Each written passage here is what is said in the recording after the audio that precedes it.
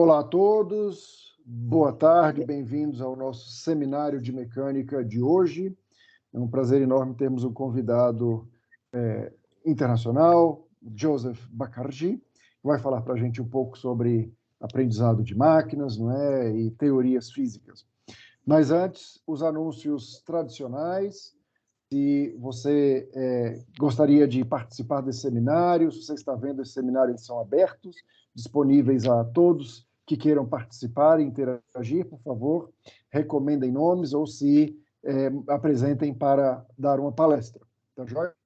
Esses seminários são gravados e vão ser publicados no nosso canal no YouTube, tá bom? Se você não quer ser visto nem ouvido na internet, por favor, desligue sua câmera e seu microfone agora e interaja conosco pelo chat, tá bom? Sua permanência é um consentimento para a gravação e a publicação deste vídeo no YouTube, tá joia?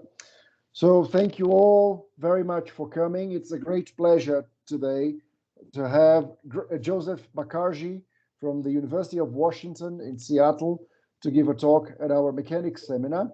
So this is a very informal seminar. So please, Joseph is aware that we like to ask questions, so we might interrupt him while speaking. So please do that. If you don't want to open your microphone and ask him a question, please raise your hand and I'll try to either convey your talk via chat or give you the word so that you can talk to Joseph, okay? Joseph, thank you so much for accepting this invitation. It's a great pleasure to have you here. You can now start your seminar. I think you have to share your screen again. Yes, let's try that again.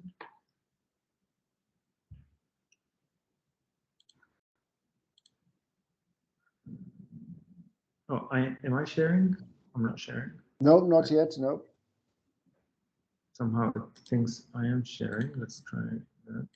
I think when you switch in networks, it stopped.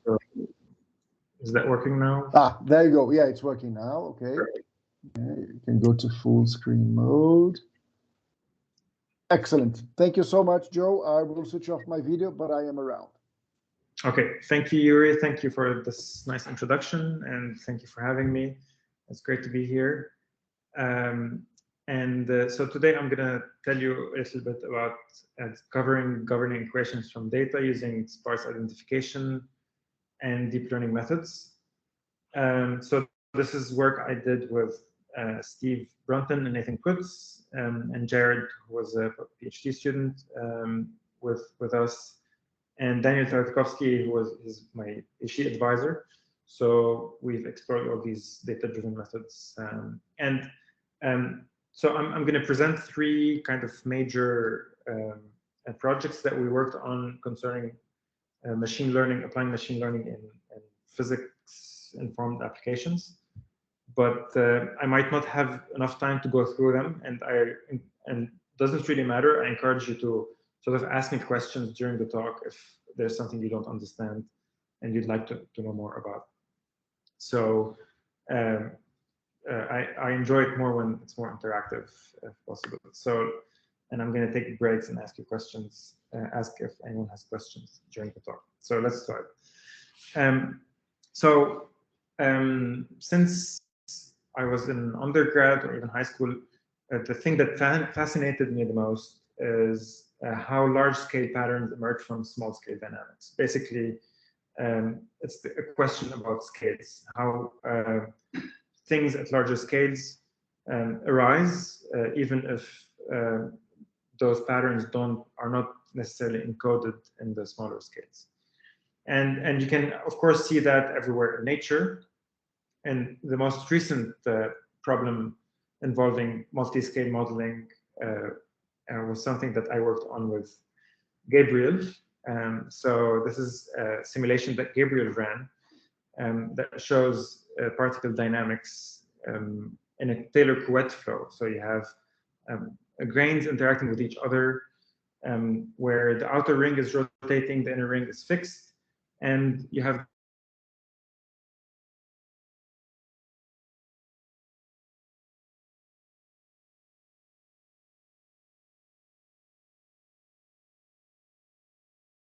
Joe?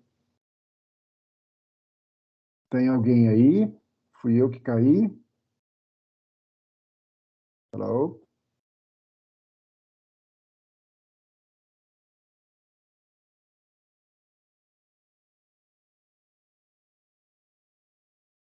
Okay, all right, so let's just wait.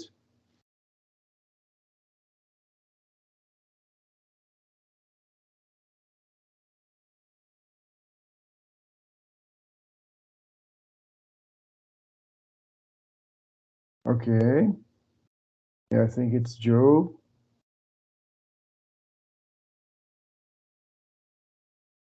Let's wait a little bit.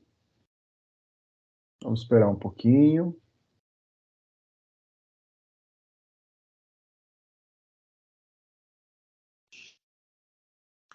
Joe, are you back?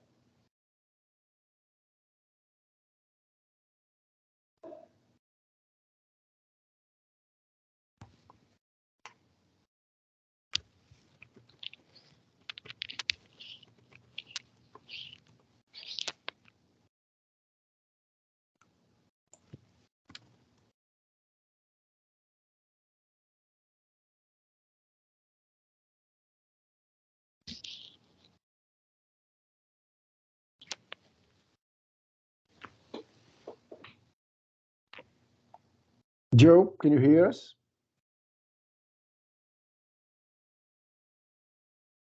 Hello there. Hello, hello, hello, hello. Oi, Gabriel. Oi, Gabriel. Tá me ouvindo? Sim, bastante ruído, mas estou te ouvindo. Tá. Você tem o zap do Joe? Tenho. Conversa aí com ele, vê se ele responde. Talvez ele não tenha percebido que ele caiu para a gente. Tá.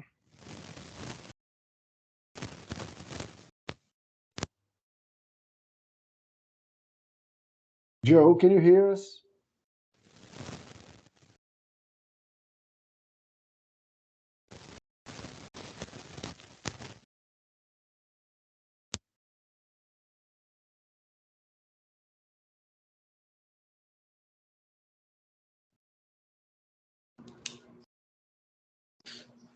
Você ainda tá me ouvindo? Sim, perfeito. Tá com menos ruído? Tá com menos ruído. Beleza. Tô usando do notebook agora. Beleza. Eu mandei mensagem pra ele, não respondeu ainda. Talvez valha a pena você dar uma ligada para ele, viu, pelo zap, Tá. para chamar atenção. Uhum. Eu vou ligar aqui rapidinho. Porque eu tô achando que ele não percebeu que ele caiu.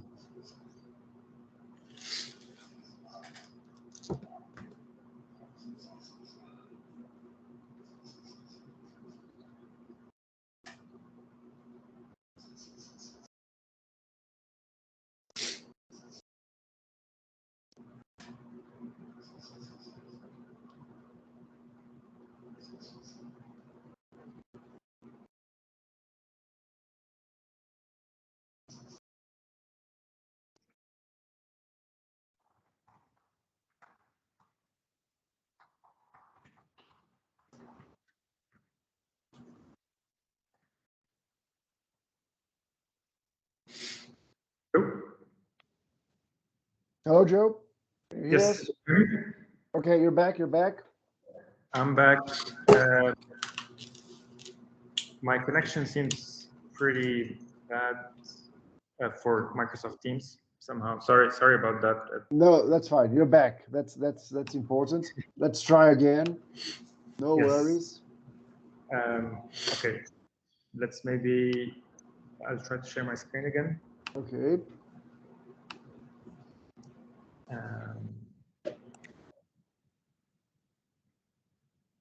So.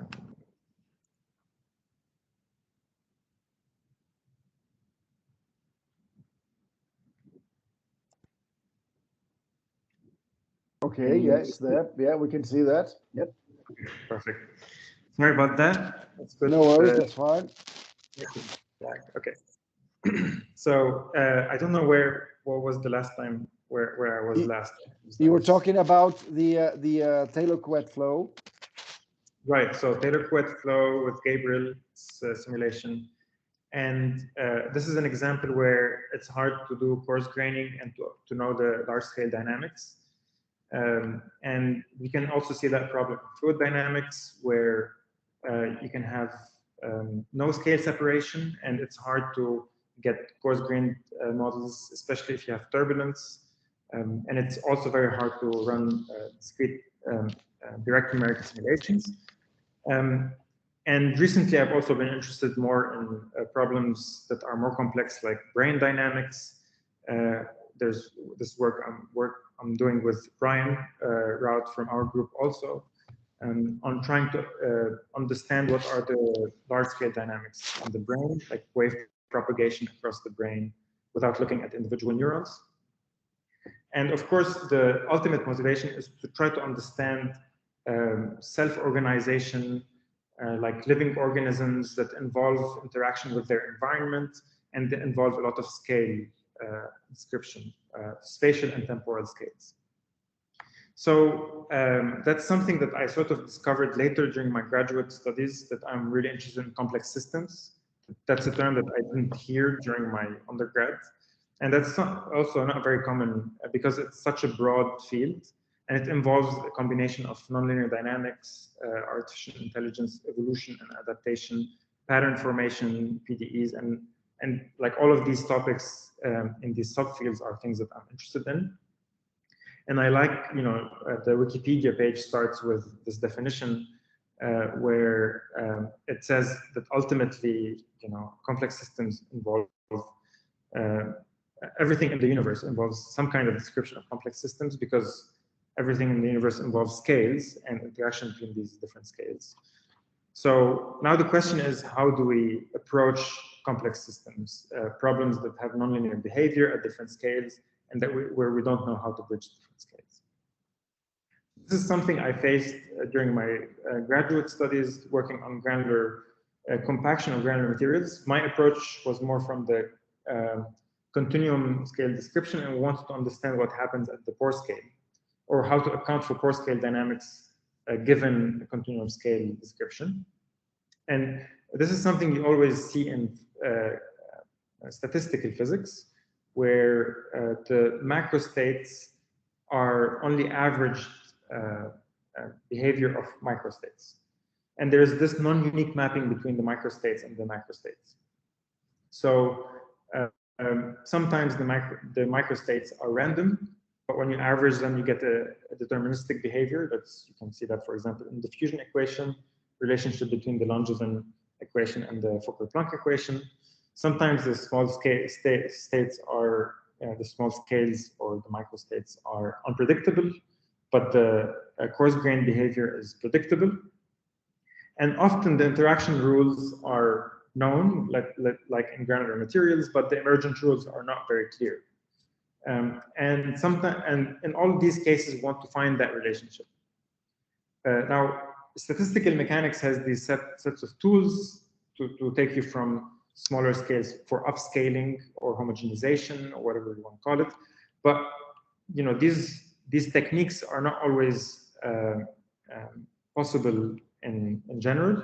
So you cannot use these techniques analytically to do coarse-graining. And what we want to do here is use data-driven methods for coarse-graining. So the slide that I use nowadays to motivate data-driven methods or machine learning methods in physical systems is this. Of course, my motivation is multi-scale modeling, but these techniques can be used in general to infer any physics from data. And the idea is that historically, we have this world we live in, and around at some point in the 15th, 16th century, people realized we can actually quantify the world in terms of measurements, like Galileo and Descartes found these techniques or experimental methods to quantify the world. And then from that quantification, we came up with models, kind of compressed the data even further in terms of simple models that describe the world. And the idea behind these models is to infer or predict data that we haven't seen yet. And then we want to project that data back into the world to make predictions of things that we haven't seen in the world yet. And the traditional approaches to make inference or analytical in the sense that we combine these mathematical relationships to make better predictions of things we haven't seen. But starting in the 50s with Fermi and with the development of computers, we became better and better at making predictions using computers. So we solve differential equations, or we couple different computational models at different scales to make model predictions. So element methods is one of them, where we are trying to solve these very high dimensional, very complex computational systems using computers to try to understand physical systems better. But recently, it's become even possible to go from the data to the models. So sparse identification of differential equations is one of these techniques, but deep learning methods and all these machine learning methods go not from the models to the predictions, but from the data, from the observation data to the models.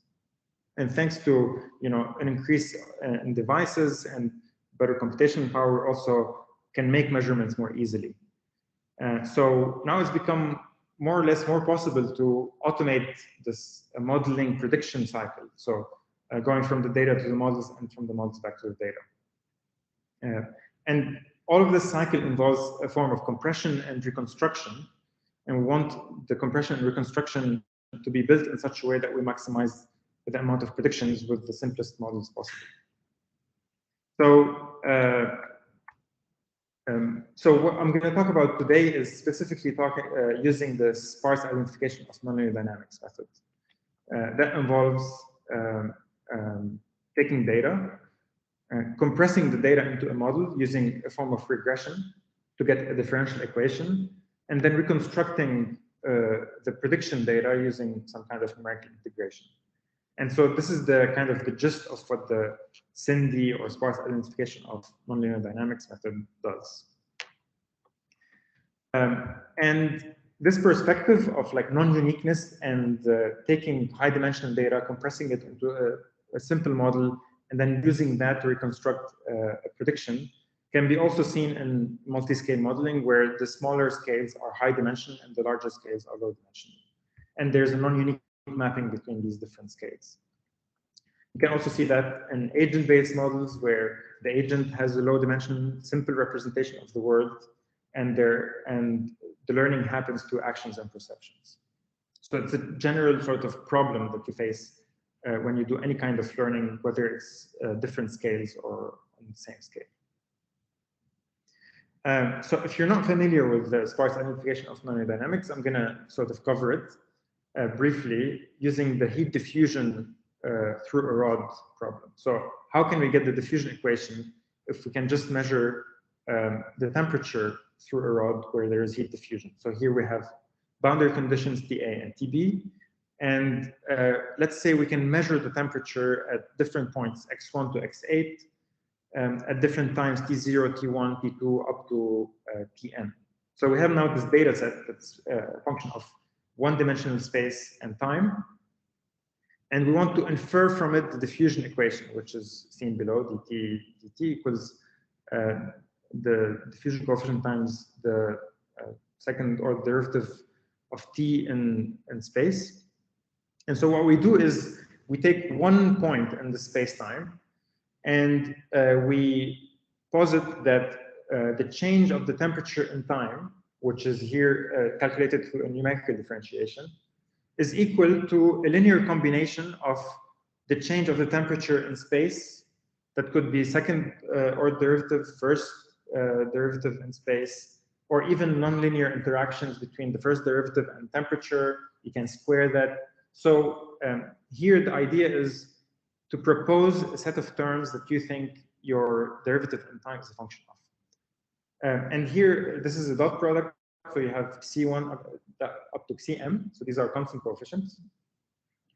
And we know that this equation will apply for all points in space and time, because that's what the differential equation does. So we take the first point and we put it in this vector form. We take the second point and we calculate the derivatives in time and space. And this second point will have the same coefficients, xc1 to xcm, and then we do that for all points. You can even sample, subsample from the space. You don't have to do it for the whole domain. Sometimes the domain is too big, you have too much data, so you can subsample. And in that case, you get this. So if we stack all of these points together, we get this relationship where we're optimizing over the loss function. So what we did here is we have derivative in time on the left-hand side equals to this matrix theta, what we call the library of functions, times the vector c, and we take that to the left-hand side and we minimize over that. Now, the key part about this minimizing, now you're saying, okay, we included all these terms that we don't need, but obviously in the diffusion equation, you just have one term. So the reason this method works is that we're also minimizing the number of terms. So we're maximizing the number of zero terms. And that's what the L0 loss does, is lambda and the norm of xc, the zero norm of xc. Now, of course, this is a combinatorial problem. If you actually want to minimize the number of zeros, you have to try all possible combinations. So this is usually approximated by an L1 loss or through other techniques like sequential thresholding, where you do some L2 loss and you get rid of the terms that are small, and then you run that again iteratively. So here I'm going to take a pause and ask if that makes sense. And because that's sort of... So can I ask a quick question? So Yes. You say that what you want to do is to get an approximation of the derivative in time. Yep. So that's your TET that you calculate using, say, a finite difference. And then you Yes. construct this matrix with all the possibilities of functions. Yeah. That is theta. And then you Yes. have the unknowns, that is xi, Yes. from 1 to m. Correct. So when you and then it's kind of a residue, right? So you're minimizing the Yes. difference. So how well does this approximation solves your equation? I don't understand the lambda term. So lambda is a scalar quantity, right? Yes, correct. And then what is the norm 0 there? What does it mean? You mentioned that you want to minimize the number of terms. Yes, so the L0 term, yes, exactly. We want to minimize the number of terms in the equation. So it's not really a term that you can technically optimize over. You can calculate gradients over the L0 norm. So in theory, if you actually want to use the L0 norm, you have to try all possible combinations, which are 2 to the n combinations, right? So on every term. So that's why people use the L1 norm, which boils down to using, this is called the lasso algorithm. And the L1 norm will set small terms, automatically set small terms to 0. And so it will sparsify your equation. Another technique to approximate this L0. So what we're trying to get is to minimize the number of terms, and there are different ways, different techniques to do that. Another way is to run, so forget the second term, lambda c, with norm 0, and then just run the L2, minimize the L2 norm of t sub t minus theta c, and then you'll get some very small terms, because these terms will not contribute to the solution. So you set these to 0, and then you run that again without those terms. And so you kind of get rid of the terms every time I see. Right? That's called... You set a threshold. Sorry? You set a threshold at each iteration. Yes, exactly. So the matrix theta does not get the formulas for the functions.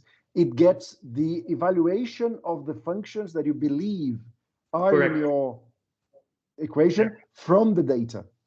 Yes. I see. So it's a purely numerical approximation, and actually how you calculate the derivatives will affect how well your method works. You can imagine also if you just do finite difference, as I kind of express them in this slide, you'll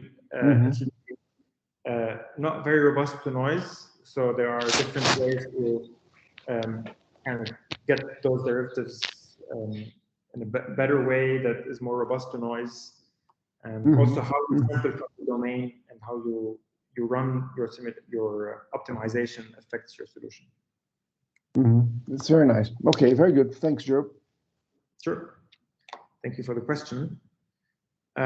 So using this approach, which is we have some data and we run this SIND algorithm and we get an equation. So I've worked on 3 kind of main projects, and the idea here is to give you an idea on what's possible with this kind of approach. So I'm not going to be able to go into detail, but I want to give you a flavor as to how useful it is and versatile in tackling different problems. So the first problem is to use it in a probabilistic setting where you have fine-grained simulations. And here the fine-graining is in probability space. So you have some realizations in a probabilistic setting. And we're trying to infer an equation for the probability density function. So that's a coarse-graining. The second problem is to, given one-dimensional data, to try to infer an attractor that's higher dimensional. So that one-dimensional data is a measurement from a higher dimensional system. I want to know more about the dynamics of that specific high-dimensional system. So we're using also SIND in this case with autoencoders, neural networks. And the third is to try to infer dimensionless groups from observation data. I don't know if you know the Buckingham Pi theorem or dimensionless groups, but I'm going to briefly talk about that. How to constrain the Buckingham Pi theorem using SIND and deep learning. And in all of these, we're sort of using some kind of theorem to constrain our method to converge something more physically meaningful. Because it turns out just using machine learning algorithms without any constraints, sometimes the hypothesis class over which you're optimizing is too large to give you anything meaningful. So constraining that class of possible functions gives you a better likelihood to converge something meaningful.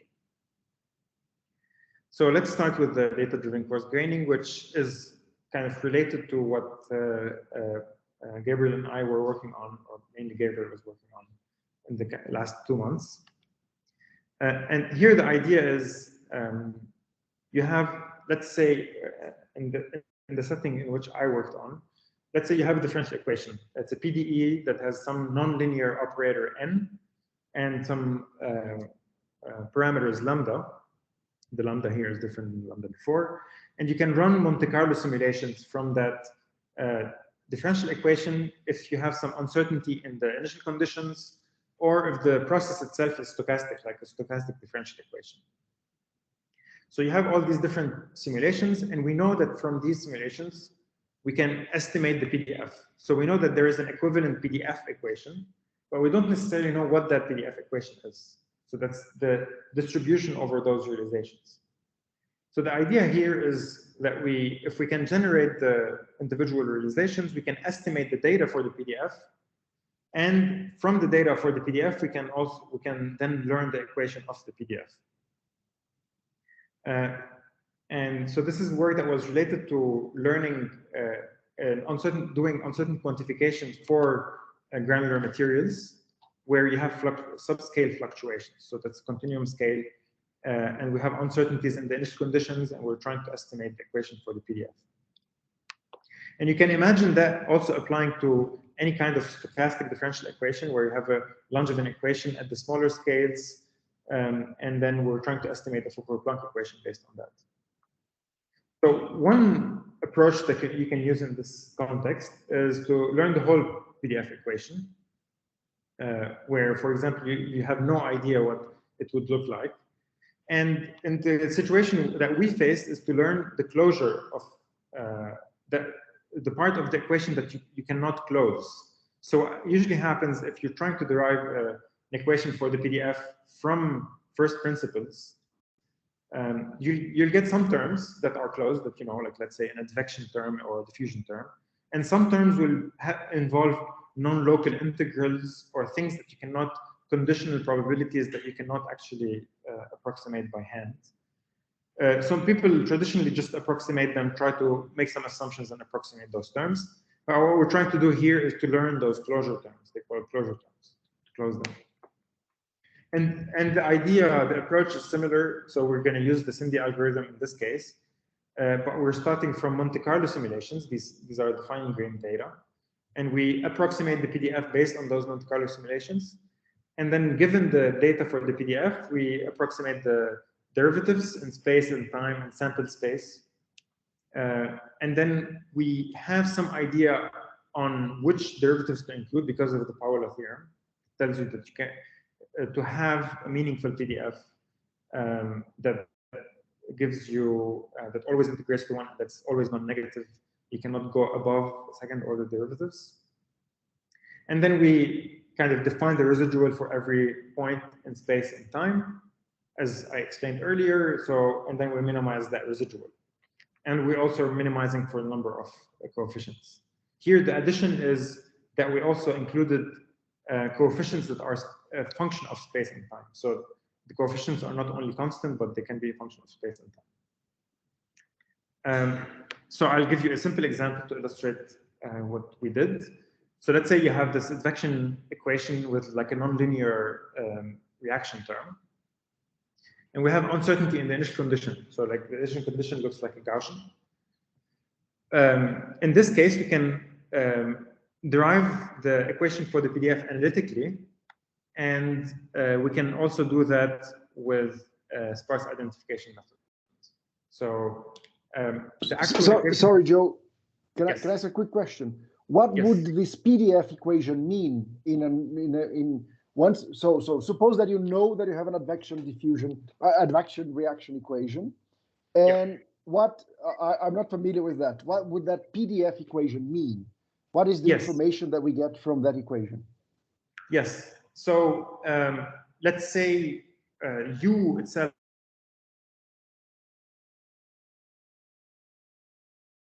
Let's say in this case, let's say it's a concentration field, right? Mm-hmm. U is a concentration field, or it could be a velocity field, but you're not sure what that concentration field is at t equals 0. So you have this U0 of x as a function of omega, because it could be many different functions, right? So it's a distribution I see. function. Now, what you can do is you can sample from the initial distribution and simulate your advection reaction equation, right? And for different initial conditions, you'll get a different solution. Agreed. Yeah. And these are called, each solution is called a Monte Carlo realization, because you're sort of running these this equation for different initial conditions.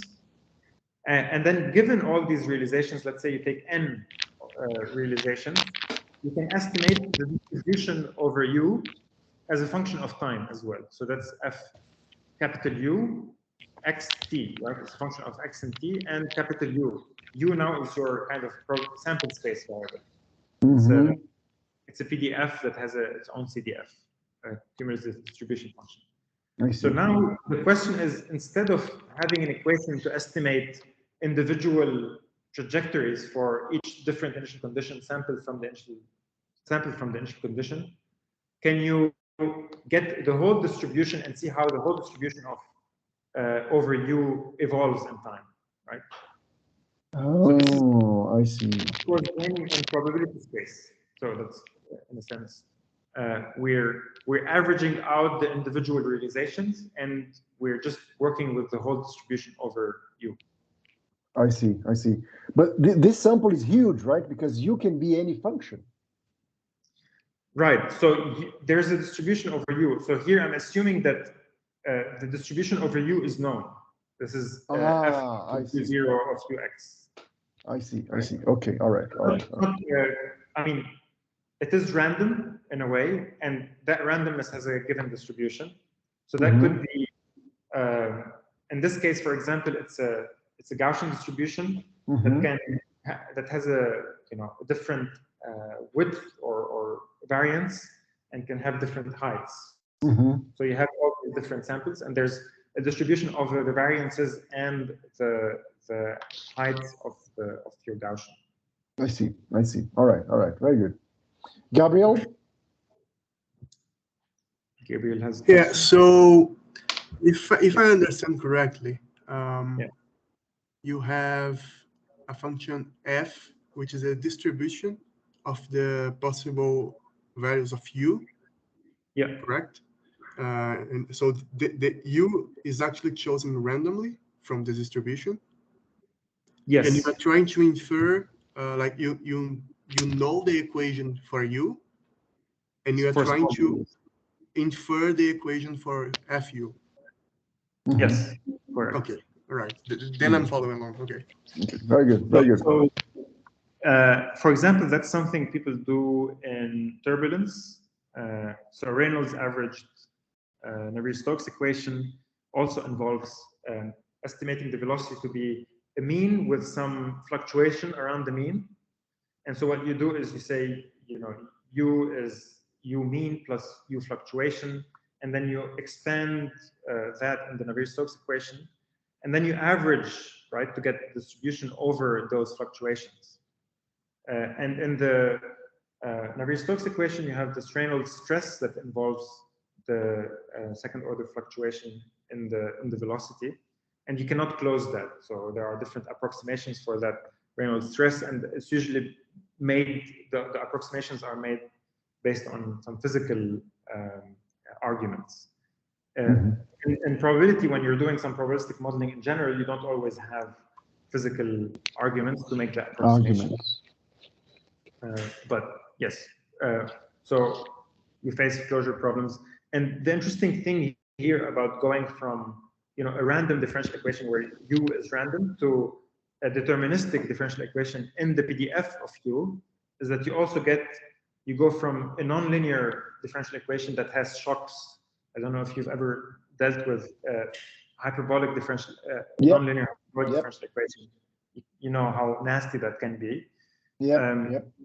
But as you can notice here, the PDF equation is linear. It's linear in f, and its function of capital U is an independent variable. So it's linear, and it's much nicer behaved than the original differential equation. Agreed. Very good. Thanks, Joe. Sure. Great. Thanks for the questions. And you can imagine that in addition to being applied to granular materials, you can imagine that same idea to be applied to schooling of fish, where you have also different individual fish that are swimming, but what you're interested in is the behavior of the distribution over the fish, or the coarse-grained dynamics. And of course, with Gabriel, we're trying to do that for granular materials. It proves, you know, not as easy to do in granular materials, where it's not clear if you have enough particles, for example, for coarse-graining, or, you know, the coarse-graining width is the basis function is not wide enough to do the coarse-graining. So there are many issues that you can face with just coarse-graining the data itself to do the Cindy model on that. But there are a lot of these problems where it's easy to simulate the small scales, and it's much harder to infer the large-scale dynamics, even though it's desirable to have continuum scale description because it's much more computationally efficient.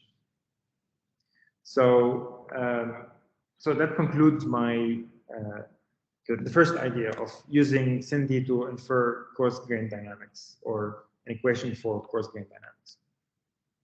The second idea is using time delay embedding to infer an attractor differential equation. So before I proceed, actually, how much time do I still have? I can carry on. Yeah. It's 4:45, but as long as you're comfortable, we can carry on. Okay. So just let me know when I'm short on time. Or if I should stop. Okay. So I'm going to briefly go through that also, just to give you an idea on what's possible here.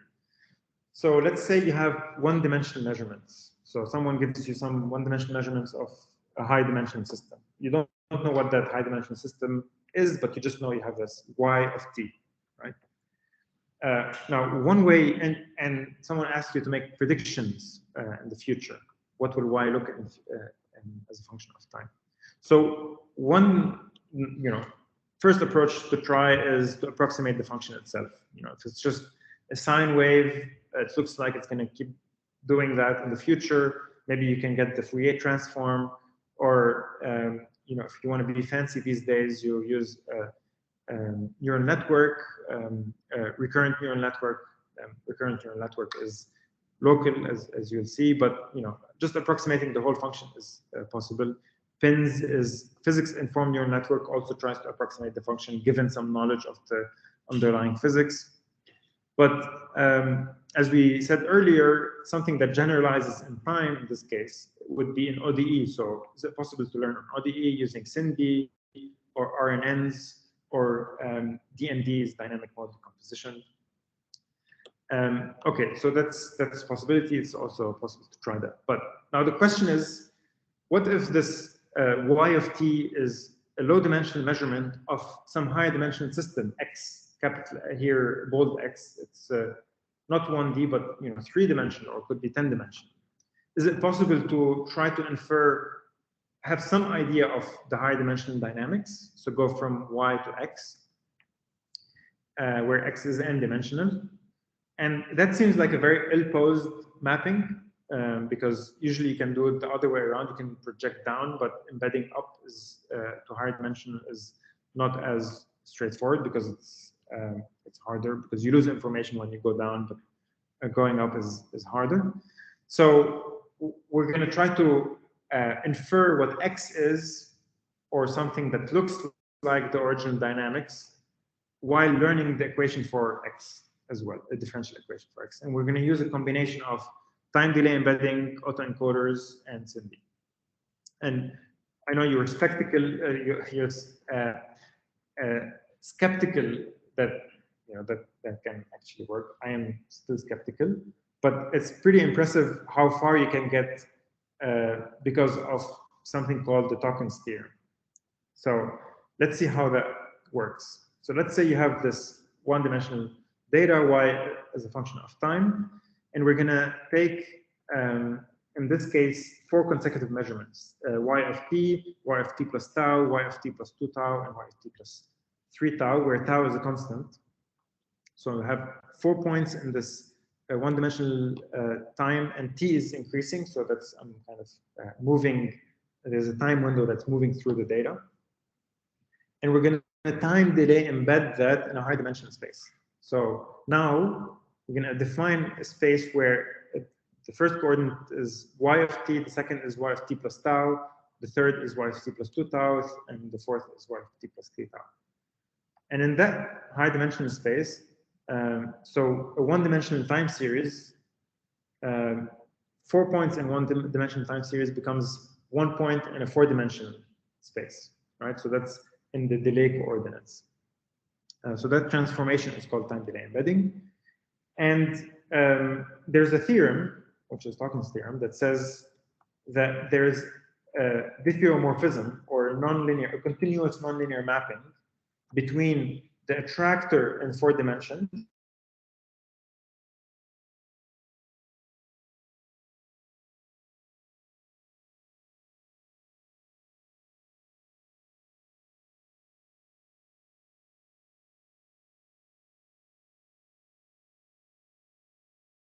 Hello there, Joe.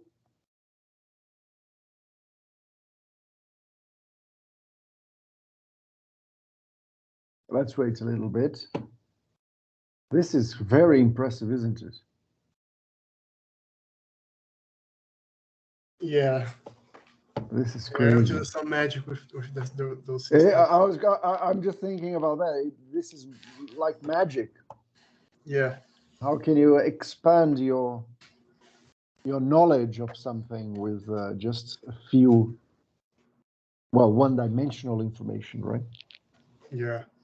Okay, let's hope he Also, comes being back. able to recover, like to find the value,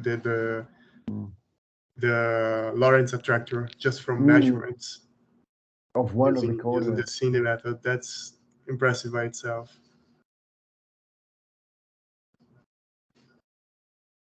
Joe, are you there? I'm gonna send him a message. Okay.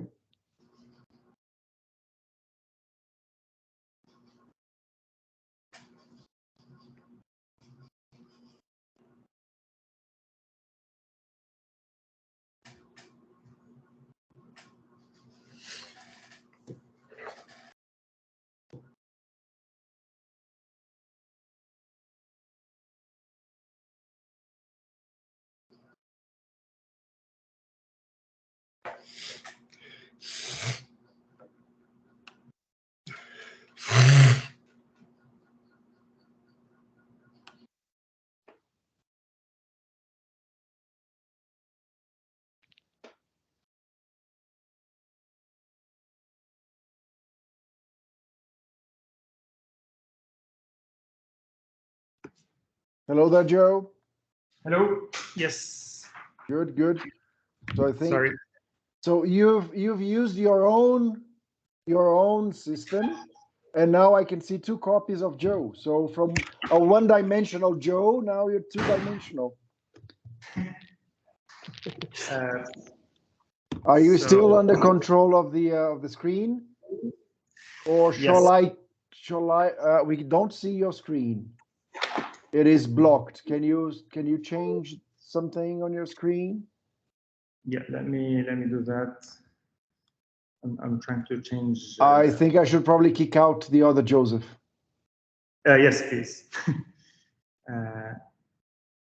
Okay. I think you've been automatically kicked out. Okay, very good. We can see your screen. Yes. Can you see my screen now? Yeah, we can see your slides now. Yeah. Okay, sorry about that. No worries, no worries. It was at the climax that happened. Carry on. We are all looking forward to see that.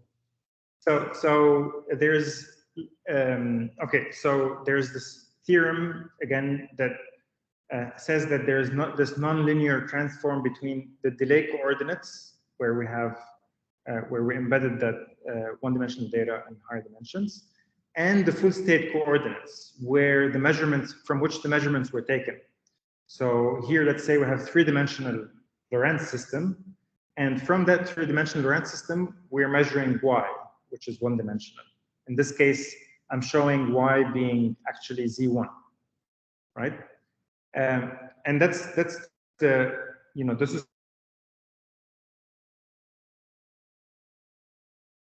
to discover that mapping. But not only do we want to discover the mapping, we also want to discover the differential equation that governs the full state coordinate system, right? So we know using SIMD that we can find z dot equals f of z. And in the case of a Lorentz system, that's what the coupled system of equation would look like. So in this case, we would take z1 as a measurement, and that we set z1 equals to y. And then we would try to close the loop to develop our algorithm, right?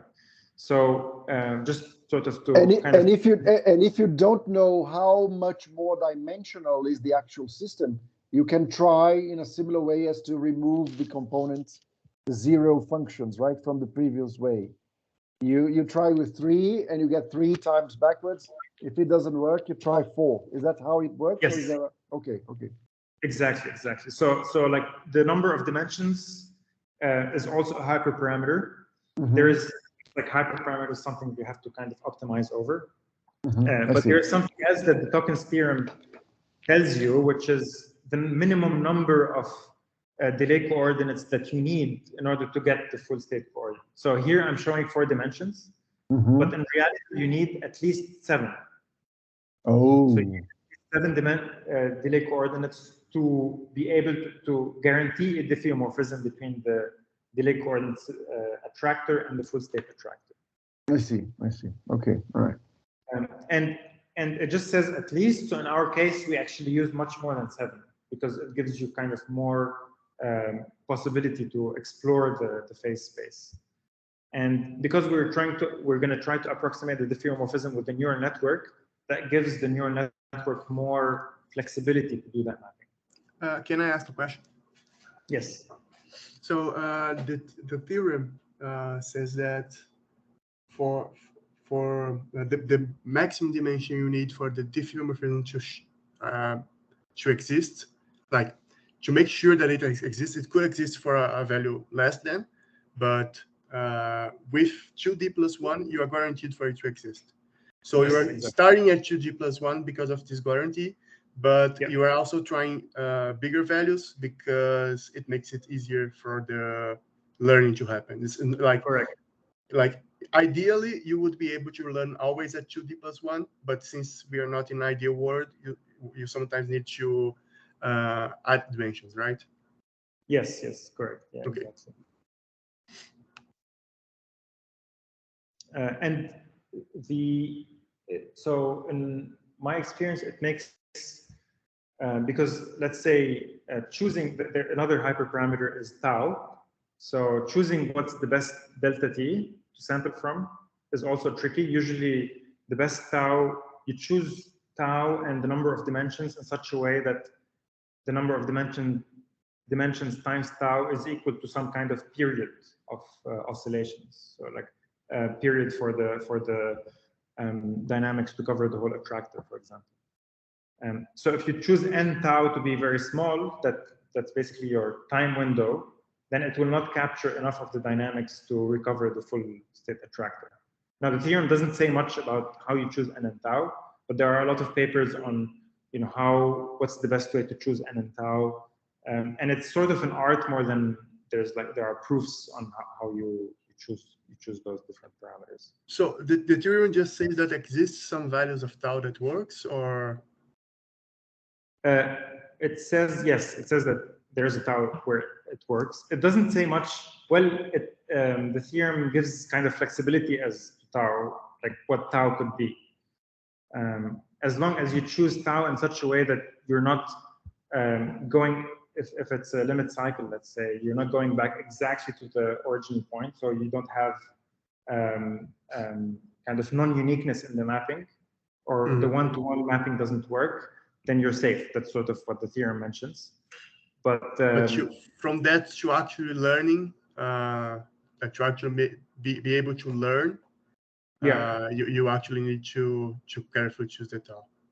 So yes, again, in an ideal world, any tau that doesn't loop around would work, but with machine learning, you always are not in an ideal world. Yes, exactly. Okay.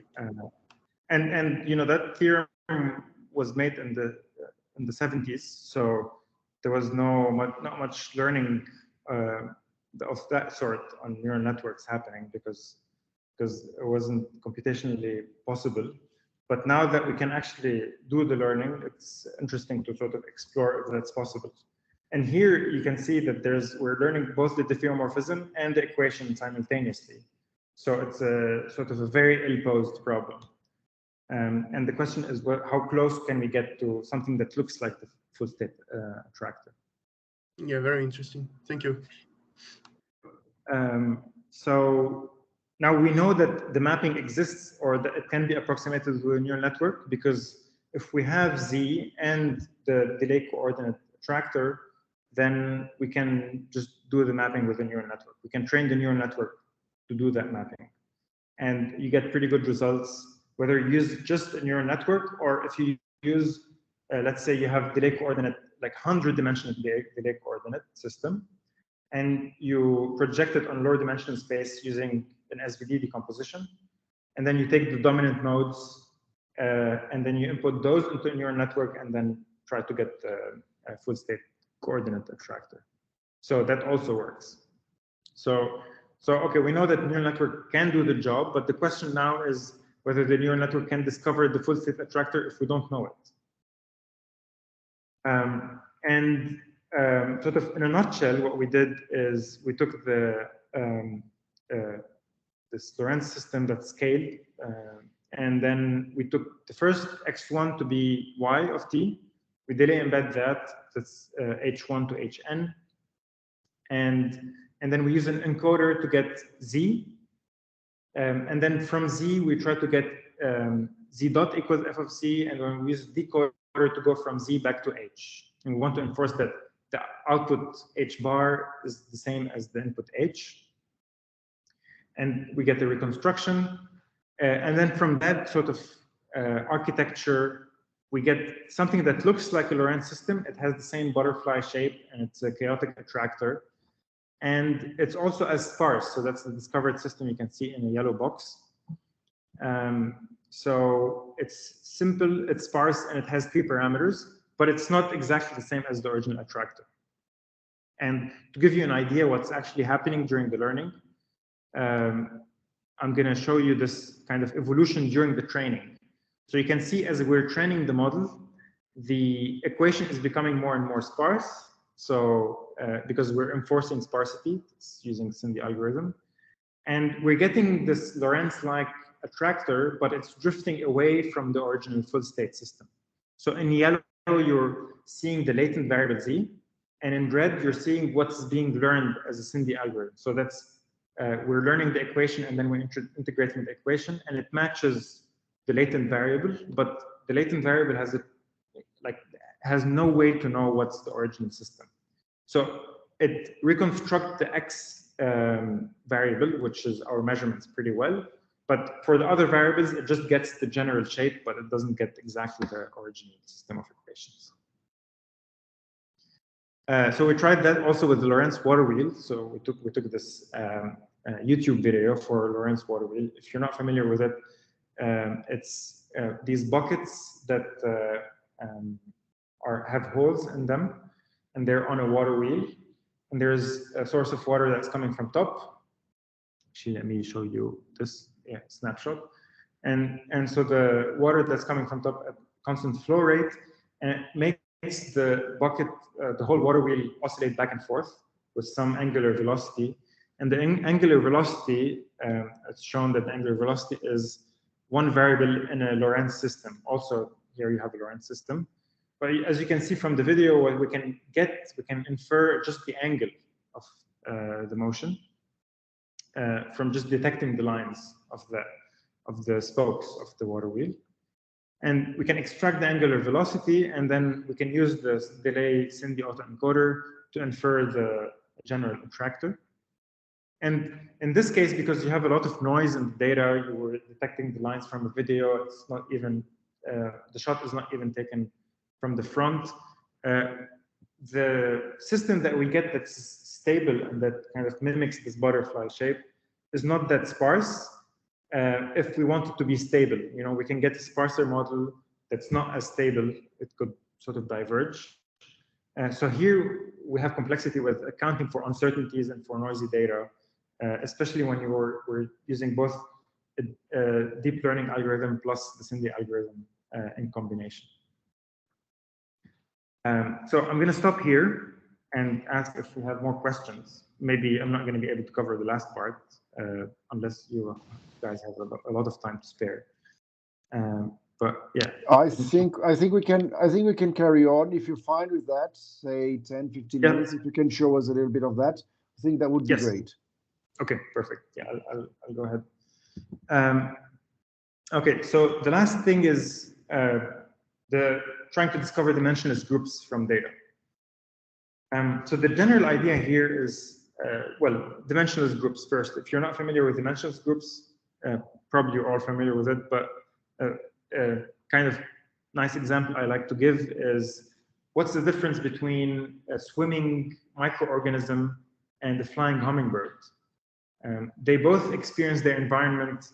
They both experience the Navier-Stokes equation in their environment because they're both experiencing a fluid, but the way they're experiencing that fluid is very different. A flying hummingbird is experiencing a very turbulent fluid around it, and it's sort of able to move very easily in its surrounding, while a swimming microorganism has to kind of screw through its surrounding because it's living at much lower Reynolds number. So the main difference between these two organisms is sort of the Reynolds number of their surrounding. And even though it's the same equation, the forces that they experience are very different because of just one number. And this is very interesting because just that number tells you a lot about how these organisms experience their surrounding. And in fluid dynamics in general, people study systems with different Reynolds number very differently. So you have very low Reynolds number dynamicists and high Reynolds number fluid dynamicists. This is gives you a taste about the power of dimensionless groups because they illustrate the qualitative behavior of a system. So if you're not familiar with dimensionless groups, these are combinations of parameters that are dimensional, which means that they have units. And then you multiply them and divide them in such a way that once you do so, you get a number that has no units. It's unitless. Now, why would you use dimensionless groups? One way in fluid dynamics, you can neglect certain terms of if they're too small. So you non-dimensionalize an equation and you neglect terms that are small, and it helps with approximating nonlinear differential equations in general. And sometimes they can be done without modeling. So there's the Buckingham Pi theorem to do that, or you can kind of by inspection combine these different input parameters to get something that is dimensionless. And this is sometimes not very appreciated and not appreciated enough in like our modern data-driven techniques, is that it's a lossless dimensionality reduction. It's a change of variables to your data that compresses or projects your data on lower dimensions without losing any information.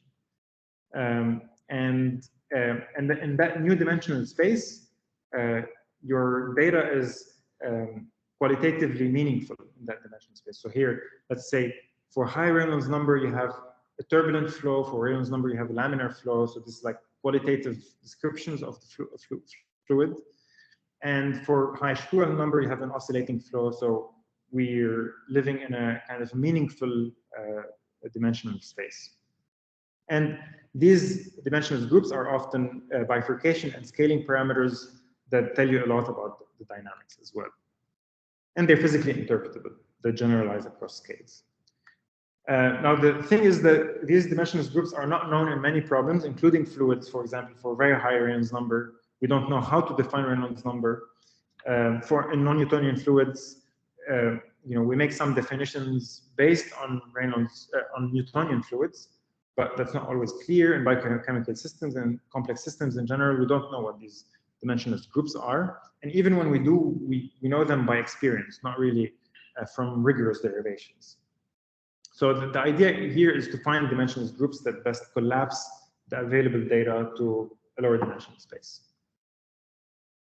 The Buckingham Pi theorem tells you that if you have some input parameters P and output predictions Q mapped with some function F, usually that's let's say a solution of a differential equation, you can reduce the data to a lower dimensional space, pi p mapping to pi q with some function psi. Now the theorem doesn't say what that function psi is, but it says that it exists and says things about the dimensionality of pi p and pi q.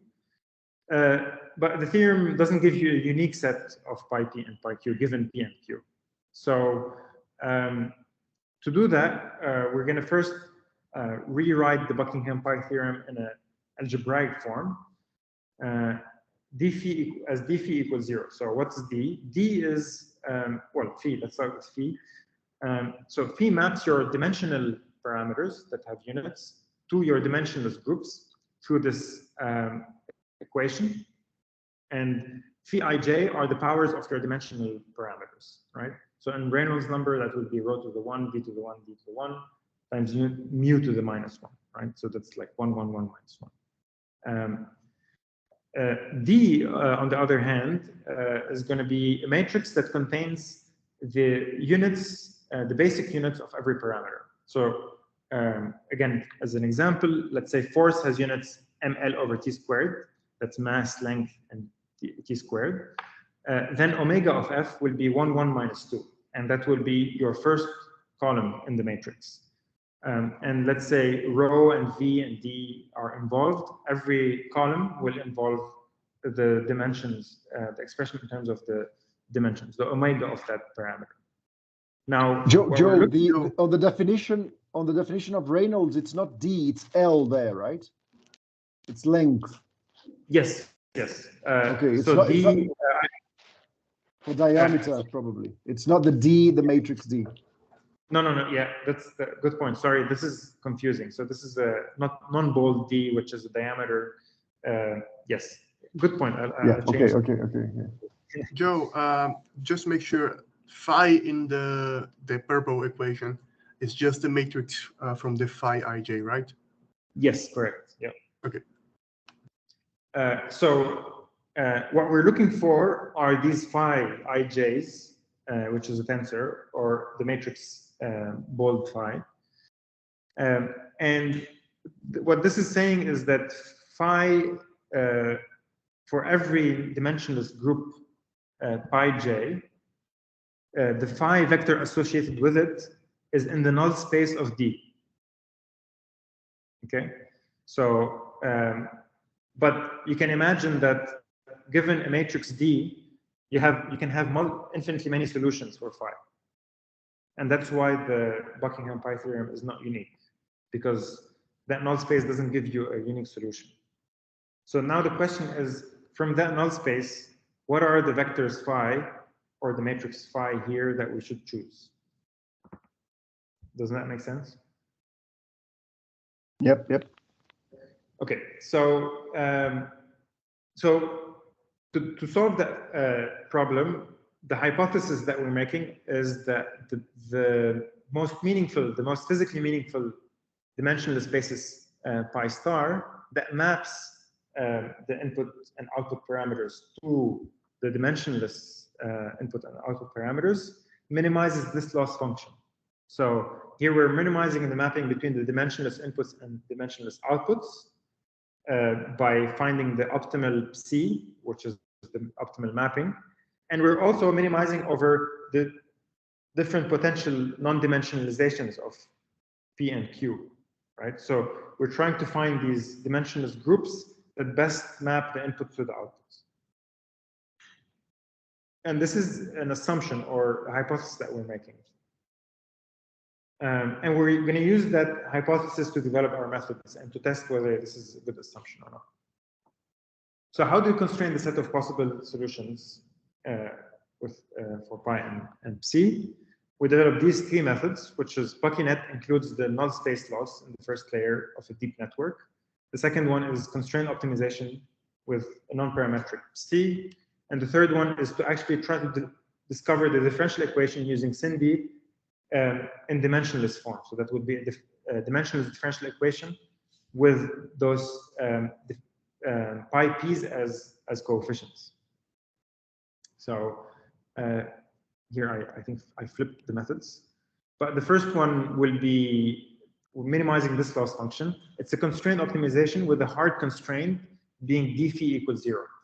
One thing to note here, the reason we have sub p is because we're just non-dimensionalizing the inputs, not the inputs and the outputs. We're assuming that we know what the non-dimensionalization of the output is. I'll show you sort of in this example why. So the first term in the loss function reminds you of the relationship between the dimensionless and dimensional parameters. And so it's baked in the first term, and the second and third term are regularization terms that ensure that we don't overfit. And then this condition is dimensionless constraint is satisfied exactly. So it's a hard constraint.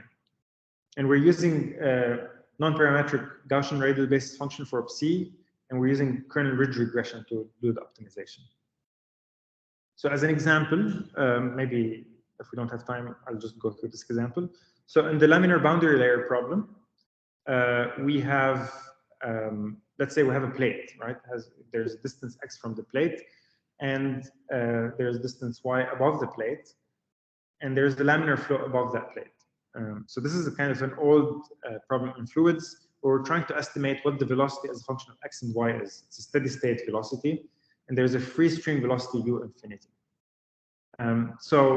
Originally, Prentl discovered that you can write the equation in terms of the stream function.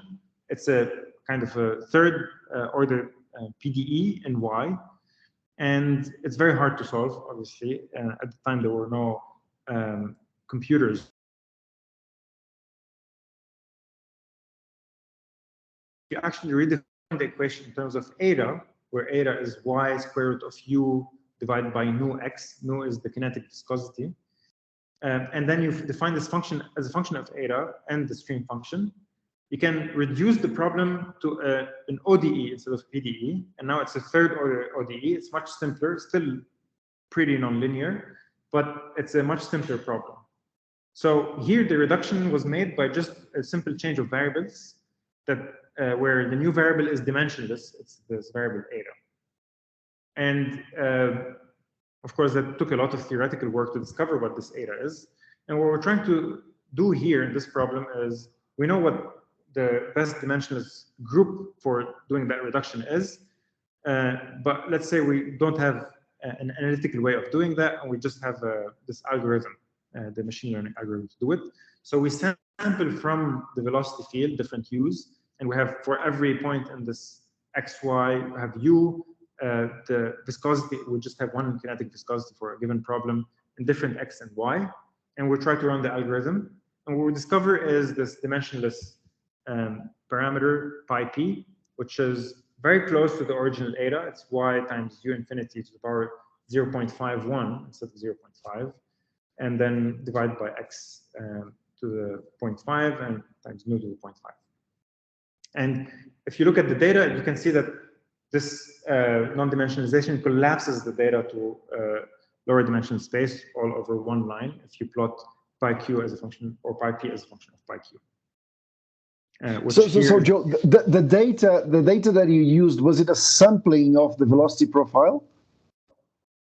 Yes. Okay. All right. So I mentioned earlier that we know what the non-dimensionalization of the output is, pi q, and that's because it's simply u divided by the free stream velocity. So in this case, it's obvious what the output is. And also, our method doesn't non-dimensionalize over outputs. It just non-dimensional. In this case, it only non-dimensionalizes over the input parameters. Does that make sense? This is very nice. Yeah. Okay. So this is a powerful machine to generate similarity solutions. Yes, exactly. So that's the thing, that the methods we develop apply to similarity solutions. They have the same idea when it comes to similarity solutions, where we're trying to collapse all the different curves to one, which is what you have usually in similarity solution. And it applies to non-dimensionalization. And sometimes these two things kind of coincide. The non-dimensional parameter is itself a similarity parameter, but it's not always the case. So, but yeah, these two ideas are the same, and these algorithms can apply to similarity solutions as well. Very good, very good. Should I keep going? I think so. How much do you think you have left? Yeah, I'll try to conclude. Sort of, I'll skim through the rest. That's a good idea. Okay, so here we're using the bead on a rotating hoop. There's a hoop that rotates, and there's a bead that slides along the hoop. And this is an interesting problem because it's a nonlinear ODE, and we know what if we non-dimensionalize the ODE, we get these two dimensionless groups. One controls a pitchfork bifurcation, gamma, and the other just controls the inertial term. So you can have a first order or second order behavior. And what we're going to try to do in this case is to use the second method, which is the Buckingham Pi or the BuckyNet architecture. It's a neural network that takes in the input parameters, logs them, and then multiplies this log function by phi, and then uses an exponential as an activation function to get output dimensionless groups, and then uses also a neural network to approximate this mapping between the inputs and the outputs. Here we're using dominant nodes as outputs, and we can see with this architecture also we recover something very close to the dimensionless groups that we're looking for, gamma and epsilon. And then the last idea is to discover dimensionless differential equation. Here I'm showing that only apples can be added to apples, so that's the general idea of dimensional homogeneity. And here we're also using SINDI to discover the equation for pi, while also optimizing over what pi is. So we basically have a set of possible non-dimensionalizations for the inputs and outputs, and for each possible combination, we run SINDI and we see what's the loss over SINDI, and we choose the one that gives us the minimum loss. So the combination of non-dimensionalizations that give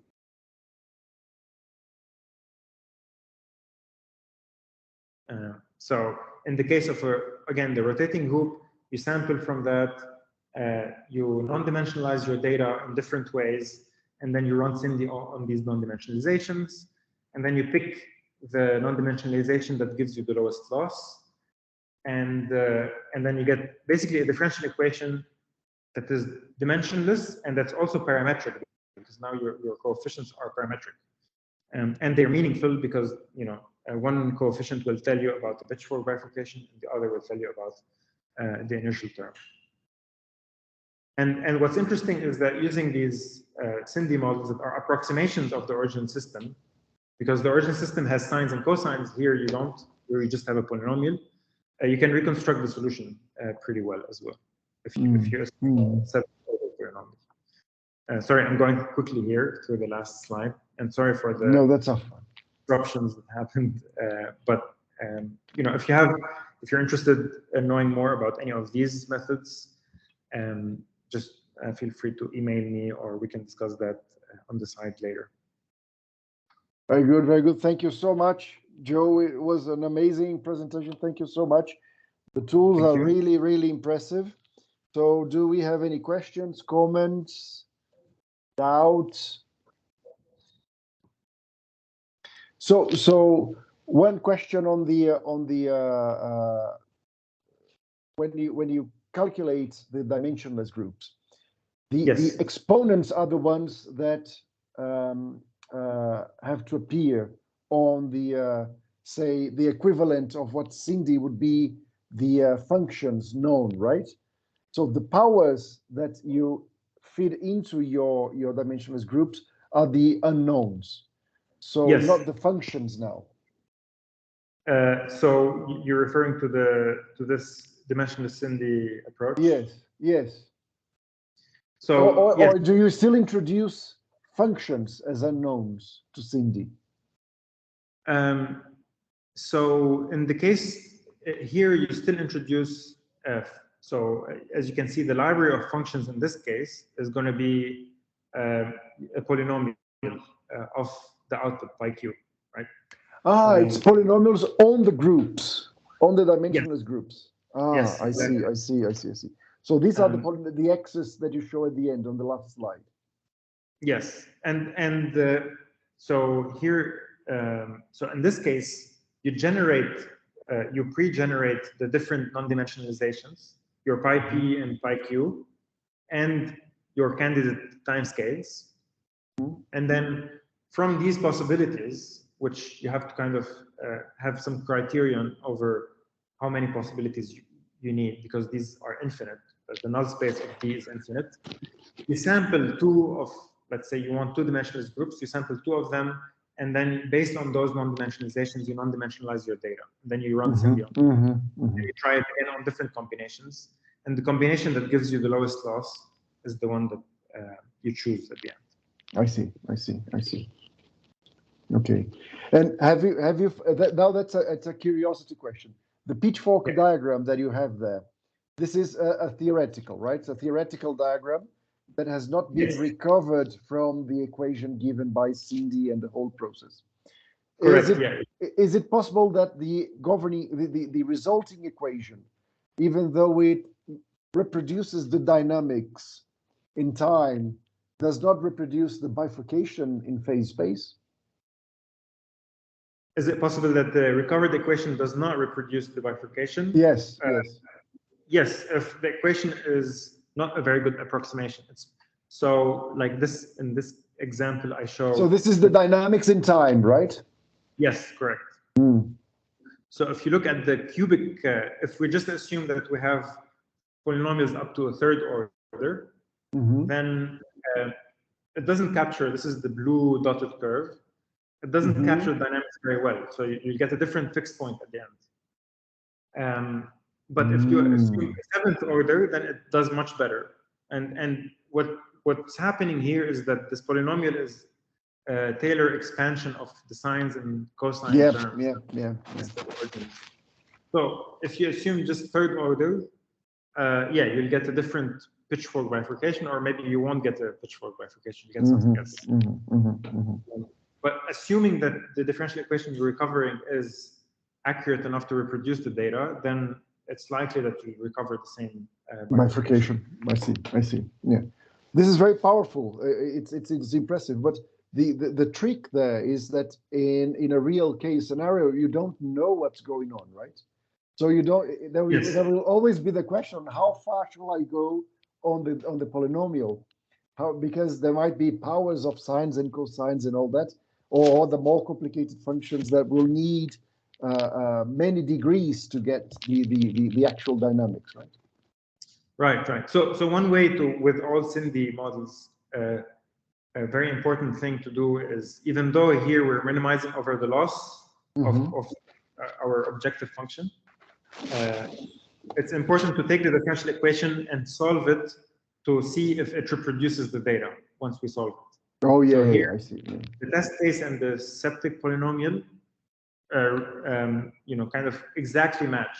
So in that case, you can be more or less confident that it's a different order term and the seventh order term are very small. So your truncation error should be also pretty small.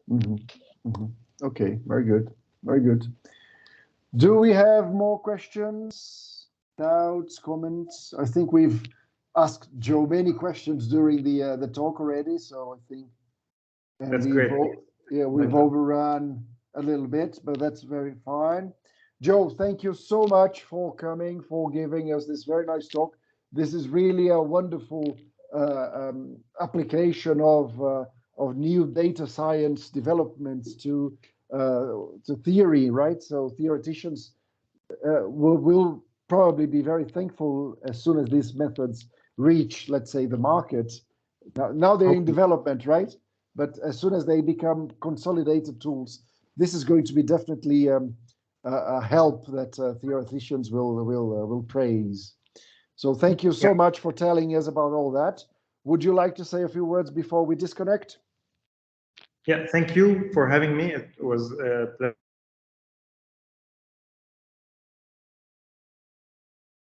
I really enjoyed the different questions and discussions that we had. And hopefully we keep in touch for the future. Also, of course, I'm going to keep in touch with Gabriel. So yes. Yeah, I'm looking forward to our next meeting. Very good. Thank you so much. Thank you so much. Joe. Yep, very good. Thank you so much, everyone. See you next time. I think our next meeting will be next year. So in the meantime, I wish you all Merry Christmas, Happy New Year, all the best for 2023. And Joe, shukran. Sorry, I don't know it in Portuguese, but thank you too. Obrigado. Thank you. Obrigado. Yes. All right. Bye-bye. I'll disconnect. Thank you. Thank you, Joe. Bye-bye. Bye, Joe. Bye, Gabriel. Stop recording.